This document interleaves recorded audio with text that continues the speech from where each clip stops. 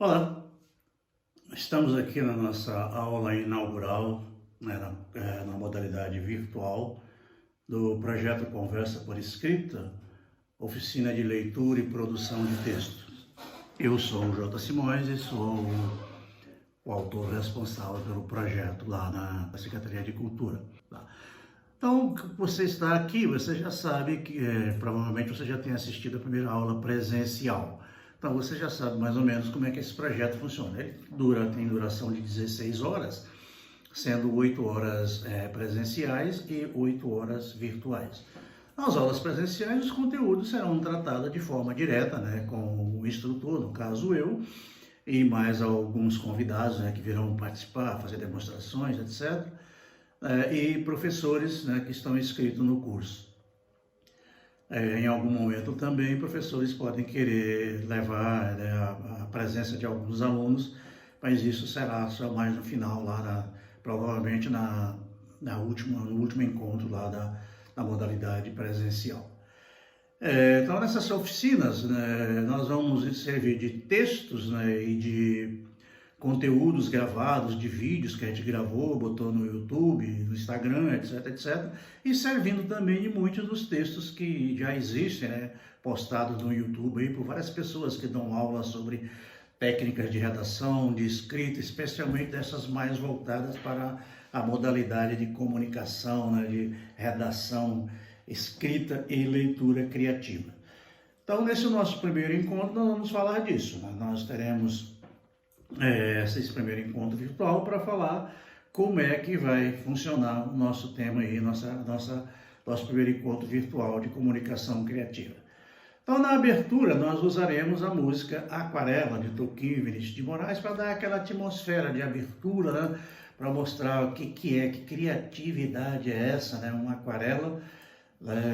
Claro que nós estamos colocando essas músicas de tom infantil, porque o nosso público dessas oficinas, apesar de nós estar trabalhando com professor, mas são professores que vão trabalhar com alunos do 5º ao 9º anos, né? Então, quer dizer, é uma faixa etária aí dos 7 aos 12, 14 anos, por aí assim, né? Então, quer dizer, é um pouco mais infantil mesmo. Então, estão aí, né? Então, a nossa primeira aula vai ser basicamente sobre o texto de Vinícius de Moraes e Toquinho, né? A música de Toquinho e Vinícius de Moraes, com a apresentação dos textos de vocês aí, que vocês professor vão ouvir, participar, interagir com o introdutor aí, né? Com o tutor, e a gente vai depois encaminhar isso, fazer algumas discussões virtuais para acontecer. Como comecei a escrever? Então vai ter um texto de mais ou menos 20 minutos em que eu vou declamar um poema chamado Candeeiro, né, falando um pouco das minhas origens aí, de onde eu vim, né?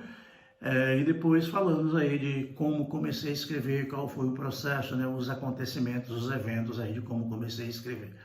Então todo mundo deve ter a sua forma, né? Quem gosta de escrever, deve ter lá os seus motivos para escrever e não há uma receita. Cada um tem a sua, cada um tem as suas motivações, né? Os seus porquês. Escreveu, tem gente que gosta de fazer diário, tem gente que não gosta de escrever nada, né? Tem gente também que não gosta nem de ler, mas se é professor, tem que ler de alguma forma porque faz parte da profissão. Então tem que ler, tem que se instruir para poder trabalhar com o aluno. E o grande desafio do professor, especialmente o professor de comunicação, né, de língua e comunicação, de língua portuguesa, é fazer com que o aluno leia pelo menos o mínimo suficiente, né, para se apropriar ali do elementar da língua, né, a parte lá técnica, etc, etc. E também, né, quem sabe, a partir dessa parte técnica, especialmente enquanto criança, toda criança é muito criativa, né, e é muito receptiva a novas experiências, né, às aventuras. Então, é uma boa estratégia trabalhar com criança por isso, porque criança é muito aberta a novas experiências, especialmente aquilo que se diz com respeito à criatividade, onde se dá asas à imaginação, né? Então, criança é muito fácil de se trabalhar com isso aí. Então, nesse texto aqui, a parte 2, será esse poema chamado Candeeiro e depois um vídeo, né, que eu gravei aqui nesse meu cômodozinho aqui, falando do porquê comecei a escrever ou como comecei a escrever. Um dia, eu saí da minha casa na frente dos bois carreiros. Eu era só um menino candeeiro. Fui subindo e descendo ladeira, ouvindo a cantiga comprida do velho carro de bois. Eu tinha um pensamento meio sem eira nem beira, que todo menino de calça curta, de estilingue no bolso, que arma laço e alapuca, sonha ser candeeiro. É que candeeiro mostra o caminho, faz andar mais ligeiro ou devagarinho, põe os bois no rumo certo, abre o colchete e a porteira e sempre bebe água limpa, porque chega no rio primeiro. Eu nunca mais voltei para casa. Naquele tempo eu criei outras asas e voei por este mundo de meu Deus. Aquele menino ficou lá, bem plantado, porfiando beijos e abraços da família, e o homem foi construir Brasília. Hoje estou de volta nessas minhas vozes de Goiás, para reencontrar aquele menino com ferrão, bodoque, estilingue e pedir que ele continue na lida de ser o candeeiro da minha vida. Uma atividade assim de abertura, né, um abre-alas, eu resolvi falar com vocês aqui já que é para ler e escrever, mostrar mais ou menos como é que eu comecei a escrever. Uma forma bem simples, né, bem contextual, bem, digamos assim, espontânea. Esse texto que eu citei para vocês, que eu li, declamei para vocês, é um texto chamado Candeeiro, que eu escrevi há muito tempo, né, falando das minhas origens, porque eu sou do interior de Goiás, né, então eu aprendi a escrever nesse contexto a partir de quem eu era, né, e começamos assim. Então, meus primeiros escritos foram na escola, né, nas tarefas escolares, nos exercícios, e mais tarde escrevi cartas para a família, depois cartas de namoro, né. Naquela época não existia telefone, essas coisas todas, a internet não existia, só veio existir bem mais tarde, né, computador também, né. Então, nossos escritos se resumiam àquelas obrigações da escola ou quando a gente escrevia alguma carta, alguma coisa, né. Como eu não era escritor, não podia produzir texto, né? Mas, de qualquer forma, a gente tem que pensar sempre, qualquer coisa que a gente vai escrever, a gente tinha um motivo para escrever, tinha uma notícia para dar, pedir uma informação, fazer qualquer tipo de comunicado. Então, a gente começa a escrever assim, tem que ter um assunto, tem que descobrir que você quer falar de alguma coisa, né? Dar uma notícia ou pedir informação, alguma coisa assim. Então, eu comecei assim, escrevendo para contar, digamos, eu quando saí de casa, vim para Brasília, escrevi as minhas primeiras cartas para o meu pai, né, que era para dar notícia de como é que a gente estava aqui. Meu pai ficou na roça, a gente veio para Brasília. Então, foi por aí assim que a gente tem que começar a escrever. Então, esses motivos, digamos, se você é um jornalista ou pretende ser um jornalista, então tem que ter a notícia, essa notícia tem que ter um motivo para que ela tenha lá. Esse motivo, essa coisa que vai sustentar a sua reportagem, o seu texto, a sua redação, os jornalistas chamam de gancho. Nós aqui podemos chamar de tema, de motivo, de mote, né? Pode dar qualquer nome que você queira dar. Mas é aquilo com que você vai se agarrar, né? É o assunto, é o tema. Então, é por aí assim. Então, os meus contatos com textos, os primeiros foram produzidos na escola. Eu entrei na escola criança, né? E tive aqueles primeiros contatos com os textos lá que tinham na cartilha.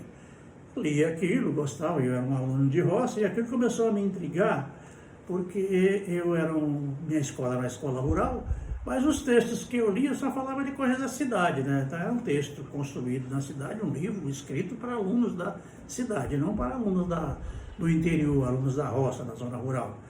Então eu mostrava ruas, carros, não sei o quê, apartamentos, etc, etc, essas coisas todas que a gente conhece na cidade.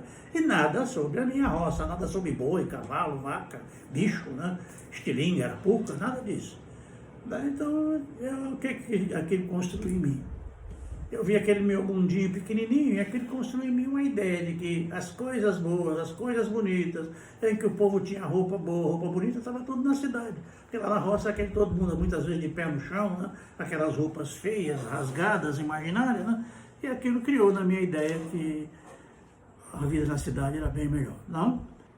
A diferença bem grande daquilo ali, né? Que eu olhava aquilo, mas aquilo não era artista. E lá um dia, Daí a gente começa a ler e que desperta em você que a leitura busca uma nova interação com o mundo, né? Você começa a ler, começa a perceber, no meu caso, comecei a perceber o mundo da cidade, outros livros falando de outros países, outras regiões, e assim por diante. Embora a gente tivesse muito pouco livro em casa, né? Então, o artista, no caso, quando você se torna um artista, ele defende sempre uma ideia, um ponto de vista, né? Precisa expressar pela sua arte. Então, não importa se você é um pintor, é um escultor, é um compositor, você vai sempre expressar naquela obra que você produz, seja ela artes plásticas, artes cênicas, né, ou arte literária.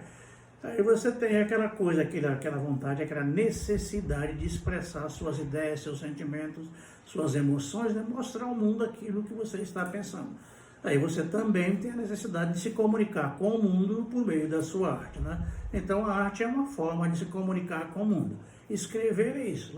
A escrita é uma leitura que você faz do mundo. Enquanto um escritor escreve, você lê aquilo, você está lendo aquilo que o escritor leu no mundo, né? E transformou aquilo num texto, num livro, um conto, uma crônica, um poema, seja lá o que for, né? Então, quer dizer, o artista é uma pessoa, a certo ponto, diferenciada, porque ele tem essa inquietação, ele tem essa necessidade de se expressar. Ele não é uma pessoa muito comum, né? Muitas aí chamam até que o artista geralmente é uma pessoa assim meio fora dos padrões, né? Pensa um pouco fora da caixa. E para ser bem popular, quer dizer, a grande maioria das pessoas acha que o artista é meio louco, né? Ele não pensa direito, ele não regula direito. Está no mundo da lua, né? Está aqui, mas ele está pensando em outro lugar. Mas o fato é que ele não fica sossegado quando ele vê qualquer coisa que não está muito certo, que instiga, né? Um desencontro social, uma injustiça.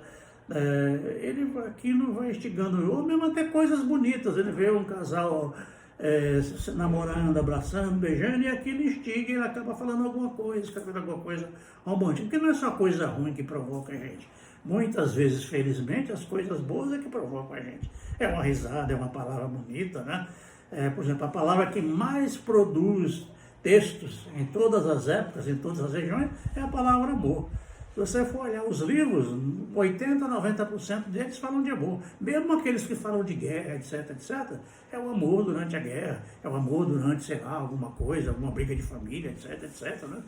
Mas a palavra amor está ali. Então, quer dizer, muitas vezes você escreve um filme de guerra, mas no fundo é uma história de amor, que aconteceu durante a guerra, né? E assim por diante. Então, de todas as formas, o artista é afetado por essa coisa chamada uma inquietação, uma vontade de se expressar, seja em que linguagem for, pela música, pelo cinema, pelo teatro, pela literatura, pela escultura, pintura, de qualquer jeito. Então, falando de mim, né, eu tenho esses estados, parte de mim, né, está sempre disposta, tem uma espécie de sensor, uma lâmpada, alguma coisa, que aquilo quando é encostado naquele interruptor, a lâmpada acende. Pode ser uma palavra, pode ser uma música que eu escuto, pode ser um filme que eu assisto, uma conversa com pessoas, né? Uma cena que eu vejo, e aquilo me instiga. Então eu começo a escrever a partir dali. As coisas que mais me instigam é a leitura. Quer dizer, eu começo a ler um livro, um poema, um jornal, seja lá o que for, e aquilo acaba me provocando alguma coisa que me dá vontade de escrever para falar daquilo.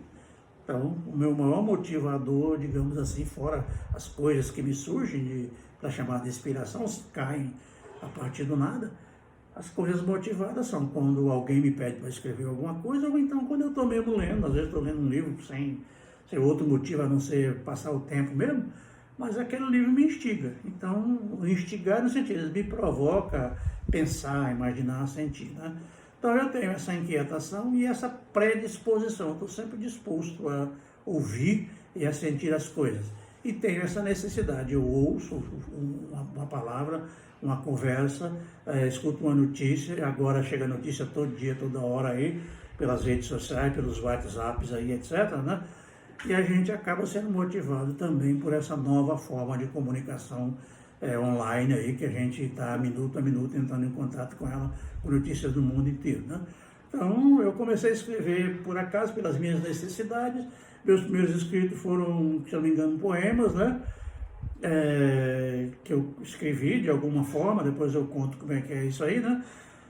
Mas a gente vai sentindo essa necessidade de expressão. Já que eu toquei no assunto, as minhas primeiras escritas, a primeira escrita de que eu me lembro, assim, que eu fiz, fora carta, esse tipo de coisa, foi uma carta que eu escrevi com uma garota que eu queria namorar, que nem deu certo. Ela era lá do Goiás ainda, lá daquela zona de Santa Teresa, lá em Goiás, perto de Formoso ali. A gente era meio namorado lá, mas bem infantil ainda. E eu vim embora para Brasília, depois fui para Silvânia, e eu com saudade daquela menina, um dia escrevi uma carta para ela, depois eu fui descobrir que aquela carta era bem poética, porque escrevi, fiz rascunho e mandei o original para ela, né? E depois lendo aquilo eu vi que era uma carta bem linguagem, bem poética. Então, daqui eu me lembro, se for as cartas que eu escrevi para meu pai. Depois, na minha, ainda antes de vir para Brasília, esteve lá em casa nos visitando um tio, meu tio Paulo, que era um homem, na época, um homem jovem, bonito, né? Sempre com o livro na mão, aquele sujeito elegante, né? Com aquelas roupas bonitas, né? Por acaso era um homem da cidade, mas ainda me instigou a ideia de que na cidade as pessoas são bem vestidas, bem calçadas, são pessoas sabidas, inteligentes. Quando eu falo sabida, é porque eu não tinha vocabulário lá naquela época para dizer que ele era uma pessoa inteligente, informado, culto, eu não tinha esses vocabulários. Eu achei aquele um bonito, e era até crime, né, porque o homem não podia achar outro homem bonito, mas eu achei aquele homem bonito. E depois eu até escrevi mais tarde um poema para ele falar chamado O Homem Bonito, mas aí já bem grande, já. Bom, mas de qualquer forma, aquele tio chegou lá com o livro na mão e aquele tio tinha resposta para tudo, tinha argumento para tudo, né? E eu acabei descobrindo, imaginei naquele dia, que ele era uma pessoa mais inteligente do que todos nós da nossa família, que meus pais, meus irmãos mais velhos do que eu, e assim por diante. Eu fiquei com aquela ideia, conversei um pouco com meu tio, ele ficou sabendo do meu interesse pela leitura, eu gostava de ler, e quando ele veio embora, que ele passou lá uns dias só, e acabou de ler aquele livro lá e deixou o livro para mim de presente. E eu, a partir dali, né, eu já tinha uma certa ideia, li aquele livro, e aquele livro também, que é uma história bonita, me instigou a, quem sabe, um dia, ser um escritor. E aí, quando vim para a cidade, né, eu quis vir para a cidade para estudar, para, se possivelmente, ser um escritor, e me tornar uma pessoa bonita e sabida, igual meu tio. E vim, e aqui, depois daqui, eu fiquei aqui um certo tempo, depois fui para Silvânia, estudando naquele colégio de padre lá, o Colégio Anchieta. Lá eu tive uma experiência ruim com relação à escrita. Já era o segundo ano que eu estava lá. Eu era muito amigo das professoras, que toda a vida fui um ótimo aluno. Mas lá um dia a professora mandou fazer um texto falando sobre as datas históricas.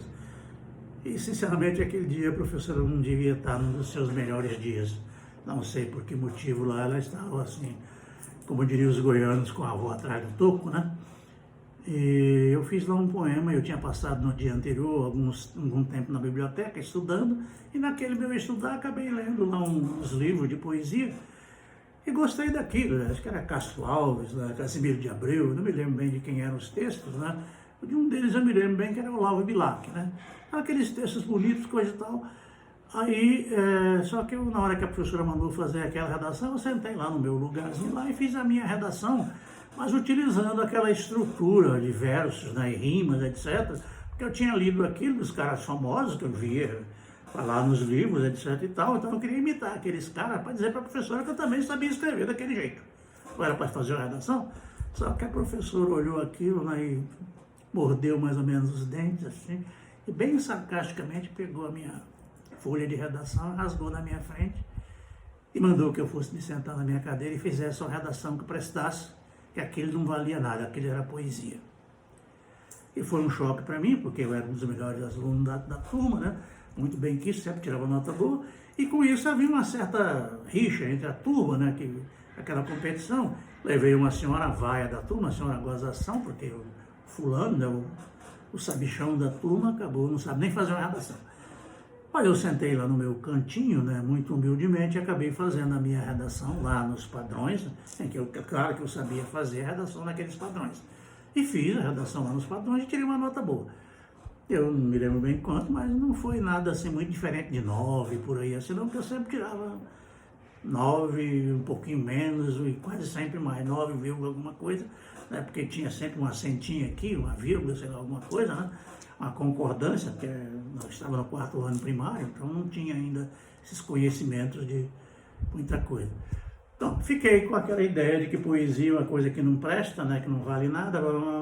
Passou o tempo e eu parei de escrever. Primeira, minha primeira impressão, né, eu não tinha ainda essa coisa de escrever poesia, etc, etc.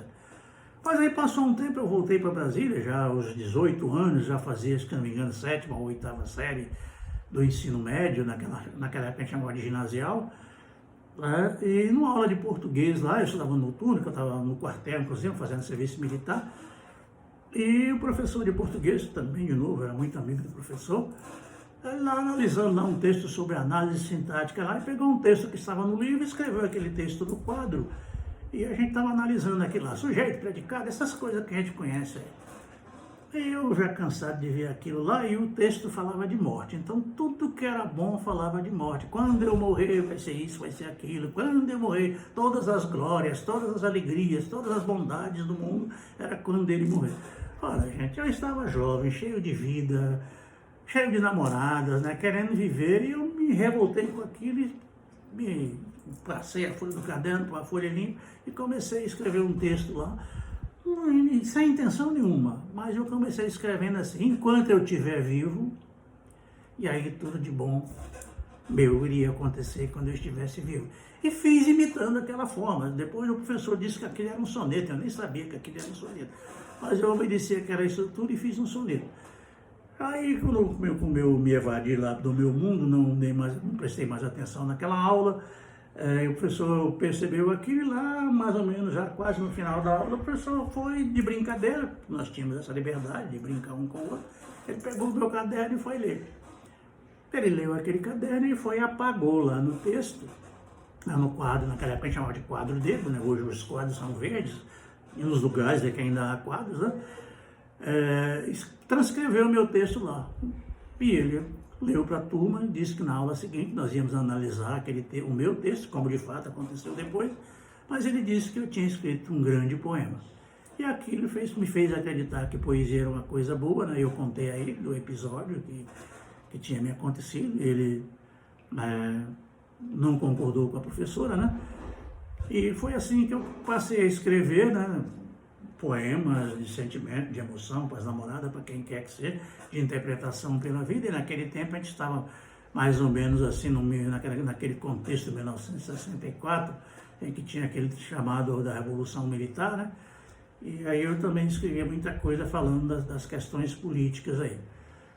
Então, eu voltei a escrever por isso, e dos poemas, passei para os crônicos, dos crônicos, eu passei para as crônicas, para os romances, para as novelas. Hoje eu sou um escritor que se chama um escritor eclético, né? Porque eu misturo tudo, eu escrevo poesia, romance, crônica, e também não tenho um assunto muito definido. Embora eu possa dizer que a mulher e o amor são sempre os meus assuntos favoritos, mas não tem isso, tem que ser no dia, na hora que a gente sente, aquilo que pinta aí é que a gente está aí. Hoje, então, eu tenho cerca de 40 livros publicados, né? Por aí assim, contando os e-books, né? E as coisas publicadas por aí, as enciclopédias, algumas coisas assim, por aí assim, né? Mais tarde, na universidade, eu fiz curso de letras, né? E aí eu me aprofundei mais ainda como conhecedor da teoria da literatura, fui me aperfeiçoando. Terminado o curso de letras, eu fui ser professor, mais do que isso, então passei a ensinar literatura, trabalhar com alunos, etc. Mas só vim publicar o meu livro aos 42 anos, né? Porque eu escrevia e guardava, não tinha oportunidade de escrever, coisa e tal, né? Só aos 42 anos que eu fui publicar o meu primeiro livro de poesia. Mas daí também publiquei o meu primeiro, não parei nunca mais. Hoje tenho já 30 e tantos, acho que até 40 livros já publicados, né? Na universidade, então, a gente criou aquela coisa. Mais tarde é que eu fui já na universidade perceber, né, analisando meus textos, os professores muitas vezes analisavam meus textos, teciam alguns comentários, algumas críticas, e acabou dizendo, um deles dizendo que o meu processo de escrita é um processo hermenêutico, né, em que a gente parte de uma ideia e argumenta e depois justifica. Ou seja, o meu texto é basicamente, né, mesmo que ele seja narrativo, ele tem essa coisa de perseguir uma ideia que a gente tem que comprovar, que a história tem que comprovar, que argumentar, para no final chegar a uma conclusão de que aquela história comprova a ideia tal, né? Se você pegar aquelas ideias do Esopo, por exemplo, a raposa e as uvas, né? Você vai perceber que tem mais ou menos isso, tem uma lição de moral lá no final. Né? Então a gente faz processo hermenêutico, é muito aquilo. Então, no momento da ficção, da necessidade que a gente sempre começa falando das nossas coisas, das nossas ideias, das nossas emoções, mais tarde a gente passa para a ficção, né, para a invenção de história. Eu vou citar aqui duas pessoas, Cora Coralina, né, que escreveu a vida inteira, sempre escreveu, mas não publicava nada. Também não tinha oportunidade. Não, um belo dia, ela, já aos 82 anos, né, num evento de literatura, ela encontrou o Carlos Drummond de Andrade, entregou a eles uns textos dela. E ele leu aqueles textos e no dia seguinte ele publicou no jornal, né, um elogio para ela com 5 linhas, né, falando que os escritos dela eram bons, coisa e tal, que as editoras deveriam cuidar dela. E a partir daí, então, vieram atrás dela os editores, né, e a Universidade Federal do Estado de Goiás apadrinhou Cora Coralina, né, e ela acabou se tornando essa pessoa conhecida que nós todos temos aqui, uma das maiores escritoras do estado de Goiás. O outro cara que é conhecido também pela sua rebeldia, que reclamou também que a escola boicotava lá os textos dele, porque não tinha lá a gramática correta, as concordâncias, sei lá, as vírgulas. O Jorge Amado, né, que é um dos maiores escritores brasileiros, mas ele lá um dia havia um concurso na escola e ele escreveu lá uma história criativa e ganhou o concurso da escola. Quer dizer, como é que ele não sabe escrever e ganha um concurso da escola? Foi aí que ele se revoltou lá com a forma que os professores queriam que ele escrevesse e foi escrever da forma dele, com o linguajar dele, contando as histórias do cotidiano dele lá, que é o interior da Bahia, especialmente ali Ilhéus, Itabuna e etc., aquela região toda ali, né? E foi o que ele se tornou, esse escritor mais famoso do Brasil, um dos mais famosos do Brasil. Só para citar aqui Cora Coralina, né? Ela não tinha grandes conhecimentos literários, não era uma pessoa pouco alfabetizada, né? Tinha pouco conhecimento literário, e ela sabia que ela tinha que escrever. Ela mesmo dizia que os escritos dela, todos eles precisavam ser reescritos, mas o reescrito dela no sentido revisado. Né? Então ela mandava os seus textos para as editoras revisavam, no caso a Universidade Federal de Goiás, que apadrinhou, e o pessoal lá editava aquilo, e a editora da universidade passou a publicar os textos dela, logicamente revisado pelos professores, mas sem tirar a essência da linguagem, né? A simplicidade da linguagem, né? O teor da linguagem da Cora Coralina. Eles corrigiu apenas o que era necessário corrigir, aquilo que estava ali fora de contexto. Então, aqui tem mais ou menos uma receita da Cora Coralina aqui, como é que vocês fazem para escrever. Aqui é um texto, um poema, né, embora tenha outras coisas escritas, mas ele é mais poeta. Então, o título do texto aqui é Aninha e Suas Pedras. E diz o seguinte: não te deixe destruir, ajudando novas pedras e construindo novos poemas. Recria a tua vida sempre e sempre. Remove pedras e plantas roseiras e faz doces. Recomeça, faz da tua vida mesquinha um poema. E verás que no coração dos jovens e na memória das gerações que hão de vir, esta fonte é para uso de todos os sedentos. Toma a tua parte. Vem a estas páginas e não entraves o seu uso aos que têm sede. É isso aí.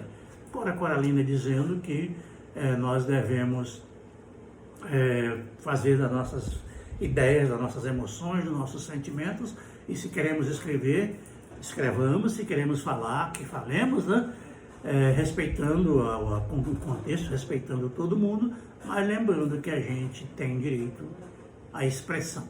Nós vivemos num país livre e todo mundo tem direito de falar e escrever, logicamente, responsabilizando-se por tudo aquilo que faz. Então, quer dizer, aprender é um assunto educativo, né? É uma proposta educativa. Ninguém aprende sem mais, sem menos, ninguém aprende num estalar de dedos, num piscar de olhos, né? E o aprendizado é construído. Então, se você, para ser um bom redator, você tem que construir a sua capacidade de ir aprendendo paulatinamente, né, dia a dia, hora a hora, repetindo. É a repetição, né, o ensaio é que faz os grandes atletas. E o escritor também não é diferente, é escrevendo 10 vezes, 20 vezes, aí é que você acontece. Só para encerrar aqui, então, vou falar uma trova aqui no final. Não é comum dar título à trova, mas eu dei um título a essa trova chamado Educação. Ela é um verso comum, né? Uma estrofe comum, que a gente tem o formato de trova. Depois a gente explica o que é trova. Então, para dar um conceito poético de educação, olha aí a trova. Educação é só um jeito de fazer a nossa mente corrigir nossos defeitos sem matar nossa semente. Quer dizer, é a mesma proposta da Cora Coralina, né, de a gente fazer aquilo do nosso jeito, né? Trabalhar com a mente, como eu falei naquela trova inicial, a gente faz com a cabeça, com a mão, com a mente, né, com os olhos, porque escrever é uma leitura que a gente faz do mundo, da vida, e a gente passa aquilo para o papel. E quem vai ler aquilo que a gente escreveu, aquilo que a gente passou para o papel. Essa parte do nosso curso de conversa por escrito com os professores, né? É uma oficina de leitura e produção de textos criativos. Nós vamos fazer agora um recital diversificado. Ou seja, inserimos essa parte, esse conteúdo, porque esse curso é, digamos assim, um demonstrativo de que a gente aprende mais conversando, né? Mais falando sobre leitura e escrita, de forma que os aspectos culturais fiquem evidenciados como instrumentos de socialização e cidadania. Ou seja, a cultura é o maior instrumento de educação, de formação humana. Então, tudo aquilo que nós temos aí como escrita, como prática social, a gente entende como cultura, e não simplesmente as produções artísticas, mas todo esse nosso cabedal de conhecimentos, todas as nossas evidências de aprendizados, de crescimento intelectual, né, de formação social, a gente entende como cultura. Felizmente, a cultura não é mais considerada, digamos assim, coisa de vagabundo, de desocupado, né? Como era mais ou menos até o meado do século passado, em que qualquer artista, qualquer tocador de violão, cantor, assim também como qualquer jogador de futebol, era considerado como vagabundo, né? Como desocupado, gente à toa. Felizmente, isso não é mais. Hoje a cultura é instrumento de trabalho, de desenvolvimento, de empregabilidade, né? De divulgação do turismo e da identidade de povos e nações, né? E de criadora de muitas oportunidades de emprego, empreendedorismo, né? Especialmente agora com essas mídias sociais. Então, há uma infinidade de oportunidades de a pessoa se autoempresariar, né? De se autopromover, de criar, né? De ser seu próprio produtor de conteúdos e fazer com que isso mude a questão dos povos. E se a gente for olhar, a maioria dos artistas, né, em todas as linguagens, seja cênicas, musicais, etc., plásticas, né, todos eles, há uma grande parte deles, eu não vou dizer todos, porque nós temos alguns exemplos, mas a grande parte dos artistas veio de uma camada social pobre, né, de condições bem rígidas, bem estruturadas, assim, naquela pobreza arraigada por falta de oportunidades, por falta de emprego, falta de cultura, falta de escolaridade e assim por diante, né, por viver uma situação de favela ou coisa parecida.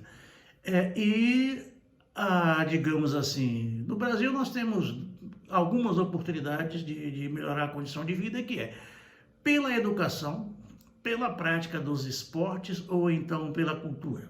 São basicamente as três oportunidades que nós temos. Pela educação você se forma, consegue passar em um concurso, consegue ter alguns empregos. Pelos esportes você acaba se transportando aí para um time, uma equipe. E pela parte cultural você acaba, se você tem talento, se você é uma pessoa destacada, você acaba conquistando o seu público, conquistando o seu espaço aí na sua área de atuação artística. Então a maioria dos artistas vem desse lugar comum de pobreza e faz da arte seu instrumento de promoção social, né? para a sua mudança de patamar, a sua, digamos assim, para sair daquilo que era tido quase como uma impossibilidade, né? Aquela coisa que quem nasce pobre, morre pobre, já não é mais assim. Já não precisa só ganhar na Mega Sena, já não precisa só herdar. Então tem muita gente aí que, por meio da cultura, por meio do empreendedorismo, né? Por meio da ciência, da tecnologia, oriundas da educação, conseguem galgar aí os seus degraus e conseguem chegar a uma condição de vida essencial, digamos, as grandes conquistas aí. A poesia, atualmente, né, nós temos inúmeras variações de formatos, de conteúdos, né, de forma de expressão, né, de linguagens, aí ajudadas pelas mídias, né, pelas imagens visuais, pelas montagens que são feitas aí com os instrumentos aí das tecnologias. Mas nós não temos, assim, basicamente, como tinha antigamente, uma estrutura formal de isso é poesia, isso não é poesia, pela forma ou pela linguagem, né, pela expressividade. De comum é que a poesia continua sendo, ainda assim, digamos, a expressão do belo, né? Que você faz ali, a poesia, ela tem como objetividade produzir sentimento de beleza, sentimento de sensibilidade, daí não simplesmente. Então a gente escreve um poema para que você sinta a expressividade daquele poema, tanto quem escreveu como quem lê. Né? Então tem que ter uma linguagem construída, uma linguagem um pouco mais elaborada, né? Para que aquilo possa ser entendido como poema. Embora os argumentos, os assuntos possam ser comuns, né? Que aliás os assuntos são bastante comuns, não há muita variação de assuntos. O que há muitas são as formas de se falar, né? A forma do dizer, a forma do construir. Ou seja, de que lugar você está falando, né? Com a autoridade de quê? Com que sentimento, com que emoção, com que ideologia você está falando. Então, a questão da busca da poesia, nesse padrão de linguagem construída, né, poética, é o que nós vamos tentar mostrar aqui. Temos alguns exemplos aqui, por exemplo, de um garoto chamado João Neto, que se não me engano parece que tem 9 anos, 8 ou 9 anos, que é um nordestino, né, que se tornou famoso de uma hora para outra, porque na escola ele começou a produzir cordel, a professora viu, gostou, e aquilo a família apoiou, né, e foi para as mídias e divulgou o garoto, e ele hoje é um grande sujeito, né, um grande conquistador aí de espaços nas mídias, né, e já um grande admirador com um grande número de seguidores aí nas redes sociais.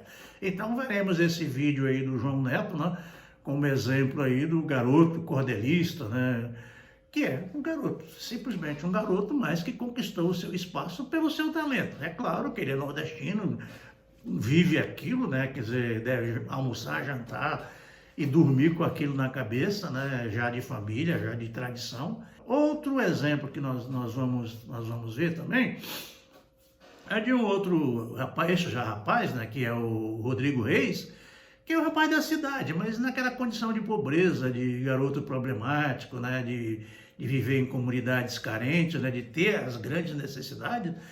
Então ele enfrentou vários problemas, né, mas mesmo naquela busca, naquele contexto de problemas, daquele arcabouço de impossibilidades, ele foi pensando, foi lendo, foi buscando o seu espaço e entrou aí na arte por meio do hip hop, né, do rap, e fez lá umas grandes promoções, né? Saiu do Brasil, foi estudar fora, foi montar suas coisas também fora. E com isso ele conseguiu ultrapassar as barreiras das impossibilidades aí e conseguiu ser um grande rapper, né? Um grande, digamos assim, DJ. E hoje ele é um dos grandes palestrantes aí para falar dessa coisa, de que por meio da cultura, quer dizer, tudo que ele tem ele deve à cultura, ao seu rap, à sua capacidade, à sua linguagem poética, né, que ele criou, que ele estabeleceu, baseado lá no que ele aprendeu com seus ídolos, lá das pessoas que ele observava, né, dos rappers que eles colocavam, e também na leitura, que ele é um cara que lia bastante, lê bastante, né? Naquele contexto de que ler não é só olhar o texto escrito, ler é olhar à sua volta e ver o que está acontecendo. Então tudo aquilo que produz sentido, tudo aquilo que te provoca, que diz, aquilo ali é uma pedra, se você entendeu que aquilo ali é uma pedra, é porque você leu que aquele objeto é uma pedra, aquela coisa é uma pedra. Assim como se você lesse que aquele bicho ali é um rato, também é uma forma de ler, né, porque você aprende a decifrar o código, aprende a decifrar a imagem, o objeto que está ali dentro. Desde que você consiga abstrair aquilo que você está vendo, aquilo que você está ouvindo, isso é leitura. Bom, então, depois de vermos o Rodrigo Reis, nós vamos partir para uma outra linguagem, né, para uma outra, digamos assim. Pegamos os exemplos que são mais jovens e vamos voltar agora um pouco para os mais antigos, né, para falar assim, nas tradições que vem aí, em outras, digamos assim, outras comunidades, né, em outras possibilidades. O que nós vamos falar agora é do Rolando Boldrin, né, declamar um poema dele mesmo, chamado Um Sonho. É como se ele tivesse tido um sonho com Jesus Cristo. E aí é um poema bastante longo, né, cerca de 6, 7 minutos, né, e ele vai declamar aquele poema representativamente, porque ele é um ator, né, então ele faz a dramaturgia, a representatividade, ou seja, ele faz uma performance. Então, naquele poema ele tem aquele linguajar de caboclo, mas é um poema todo cheio de filosofia, de lições de vida, né, de criatividade e de otimismo. Vamos voltar mais atrás um pouquinho depois para falar de Camões. Não simplesmente para falar de Camões, que ainda é o autor, né, considerado o maior autor da língua portuguesa ainda, mas para falar de uma coisa que é comum e que nós sabemos muito disso, que tudo muda, todo dia, toda hora as coisas estão mudando, né? E nós vamos então numa interpretação aqui de um poema dele, que tem o título Mudam-se os Tempos, né? É como demonstração de que tudo muda, tudo é mutável, as coisas, especialmente agora nessas épocas em que a ciência evolui hora a hora, dia a dia, as tecnologias mais ainda, né? Então nós vamos ter esse poema do Camões chamado Mudam-se os Tempos, para que a gente possa ver, digamos assim, comparar a linguagem mais antiga ainda da época do Camões e a linguagem mais moderna, já que nós vimos aqui no Brasil a linguagem dos poetas atuais. Depois nós vamos ter, trazendo para um Brasil mais modernista, né, mais ainda dos anos 1900, com Vinícius de Moraes, né, um poema chamado Ausência, né, em que a Marília Gabriela vai fazer uma performance, vai fazer uma declamação daquele poema e também vai falar alguma coisa, né, nos dá uma espécie de aula aí sobre a realidade dessas ausências que nós sentimos, né? Todo mundo sente essas ausências, né? Esses sonhos que a gente quer encontrar e a gente não acha respostas para perguntas, não vê possibilidades que as nossas coisas sejam resolvidas, né? Os significados que a gente quer encontrar nas coisas, nas religiões, na sociedade, né? A gente acaba não encontrando, muitas vezes em nós mesmos, né? Nós queremos construir isso e aquilo, mas aquilo fica ausente, a gente não consegue atingir aquele objetivo, digamos assim, a gente não consegue produzir aquilo que a gente realmente quer naquela linguagem, né? Que a gente gostaria de falar. Essa linguagem do Vinícius é uma linguagem um pouco mais clássica, né? Mas a Marília Gabriela faz uma interpretação disso aí e traz isso um pouco para o lugar mais comum, né? Do sentimento mais universal, né? Como esse sentimento das nossas ausências a partir de nós mesmos, do nosso interior, não só daquilo que nos falta por fora, mas daquilo que nos falta por dentro, aquilo que nos dá significado, né? Que traz assim para dizer, é isso que eu quero, a minha vida é isso, é por isso que eu vou lutar. Então, a ausência vai ser esse sentido da nossa busca por aquilo que nos significa e aquilo que faz com que a gente tenha relação com esse mundo e busque esse significado entre aquilo que a gente pensa, aquilo que a gente sente e o mundo que nos cerca. Depois nós vamos chegar na Clarice Lispector, né? Numa interpretação aí da Aracy Balabanian, né? Uma crônica poética da Clarice Lispector chamado Uma Esperança, que na verdade fala de todas as esperanças, né? Quer dizer, mas infelizmente, né, a gente vai tendo aquelas esperanças e nem sempre, né? Às vezes as coisas acabam como a gente quer e as nossas esperanças, infelizmente, podem não acontecer do jeito que a gente queria, ou seja, volta tudo para o sentido da normalidade, e a gente entende aqui como normalidade o lugar comum, a nossa rotina, o nosso dia a dia, ou seja, as coisas podem não acontecer como a gente gostaria que acontecesse, e a gente, por exigência, chama aquilo de nada aconteceu. Aconteceu sim, aconteceu muita coisa, só que a gente queria um outro final, às vezes um final mais feliz, um pouco mais propriamente, digamos assim, mais próspero naquilo que a gente gostaria, e muitas vezes a gente não consegue. Então, para a gente dizer que a vida nem tudo é só vitória. Às vezes, com as derrotas também a gente aprende, às vezes com o não acontecer também a gente aprende, porque só o acontecer a gente fica assim meio, digamos, né? Um pouco acostumado, um pouco viciado a eu vou buscar, quer dizer, a gente sempre procura vencer, mas nem sempre a gente consegue em tudo aquilo que a gente vai buscar. Depois nós temos já um dramaturgo, né, um autor muito conhecido, Antônio Abujamra, né, diretor teatral, um escritor, um crítico, né, e tem várias feições, né, com sua aparência, suas feições sinistras, né, aquela coisa espantosa, aquele cabelo assanhado dele, né, e ele nos falará das mudanças, quer dizer, é preciso mudar. Então, retorna a linguagem do Camões, que tudo muda, e o Abujamra está dizendo que tem que mudar. Né? Então é preciso mudar, é preciso refazer, reinventar, reconstruir, né? E é isso que se espera da construção educativa, da escola, né? Que a gente vai para a escola para buscar não uma mudança, para dizer assim, tudo aquilo que nós tínhamos não valia nada. Não, não é isso. A escola está aqui para melhorar, para ajudar na construção do ser humano, que já trouxe a educação familiar, ou seja, o aprender a conviver se aprende na família. Agora, o aprender a aprender se aprende na escola, quer dizer, a parte social, a parte humana, a gente aprende muito mais na família. E a parte mais científica, né, mais de informação, a gente busca mais isso, mais essa informação estruturada, né, culturalmente construída, a gente vai buscar isso na escola.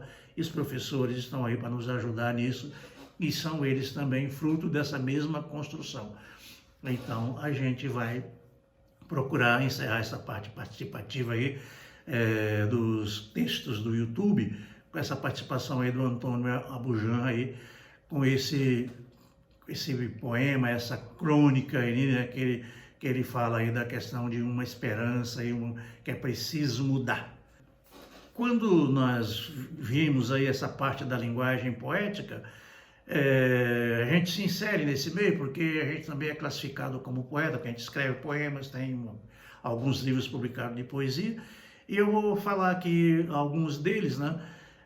Um já está, vai ser o texto, né? Um vídeo chamado Te Esperarei, né? De um poema que eu escrevi, numa situação de namoro ainda, falando desse sentimento, dessas emoções, dessa coisa que a gente se constrói e que a gente tem que persistir, usando o exemplo da busca amorosa como sentido de procura, de busca, de resiliência, né? De resistência em não se render às dificuldades, às impossibilidades. Ou seja, tem um probleminha, a gente resolve, a gente vai atrás, luta, né? Tira as pedras do caminho, ou contorna, faz alguma coisa para que a gente possa chegar e construir. Te esperarei. Enquanto me restar uma lágrima nos olhos, um soluço na garganta. Te esperarei.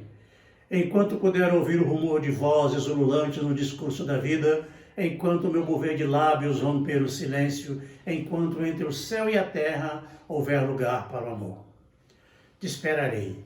Ainda que meu pranto se desfaça em chuva, que na vida só exista a derrota, que o tudo e o nada fechem minhas portas, que eu não possa ver, ouvir, sentir. Te esperarei. É o que quero. Enquanto possa querer, nada mais quero. Não importa o abandono em que me dilacero, o vazio em que me enleio, da esperança de viver. E vivo. Vivo esperando e pela vida vou passando, para além da capacidade humana de viver ou iludir. Te esperarei. Enquanto houver desabrigo e desabrigado, enquanto houver silêncio, rumor, enquanto houver o desejo que se levanta e sorri, chora, cala ou canta, enquanto me restar uma lágrima nos olhos, um soluço na garganta. Eu me fiz pela educação, eu vim pobre da roça, estudei, passei em concurso, fui ser professor, etc., e me construí sendo professor.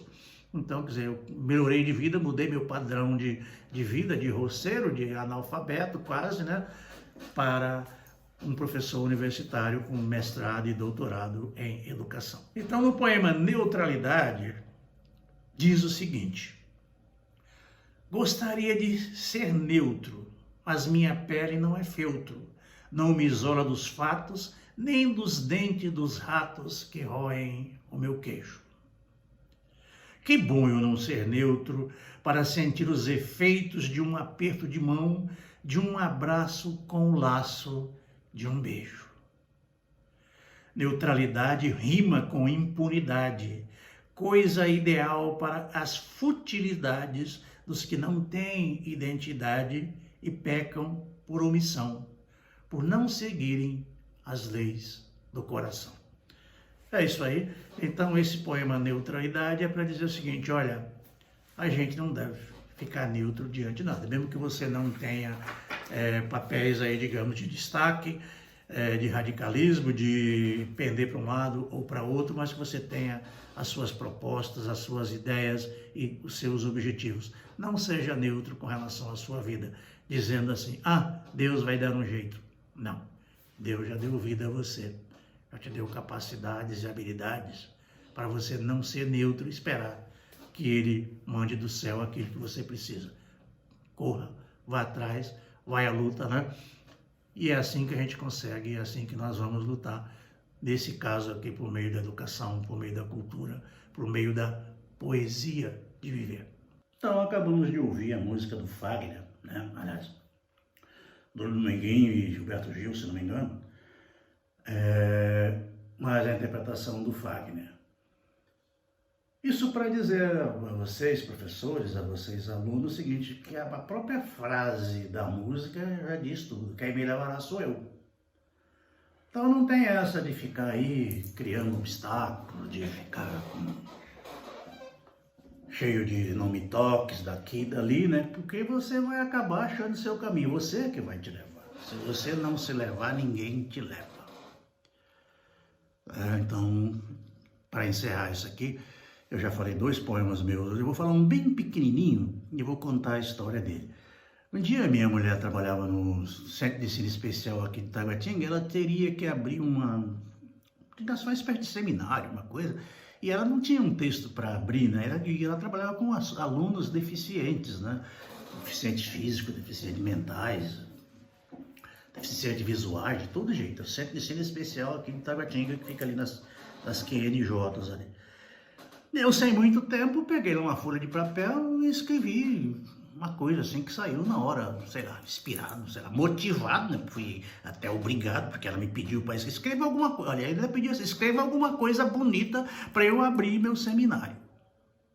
E aí, como é que eu fazia? Peguei uma folha de papel e escrevi isso aqui e ficou sendo. Então, eu dei um título de Infinito, é bem curtinho. E diz o seguinte: por onde vai a estrada alongada no infinito, vou estendendo passadas compassadas, aproximantes do instante maior. Pegar a sua mão, somar nossas luzes, dividir nossas cruzes e seguir. O infinito é aqui, onde começam os homens. É isso aí. Foi a nossa primeira aula virtual, né? Espero que vocês tenham gostado.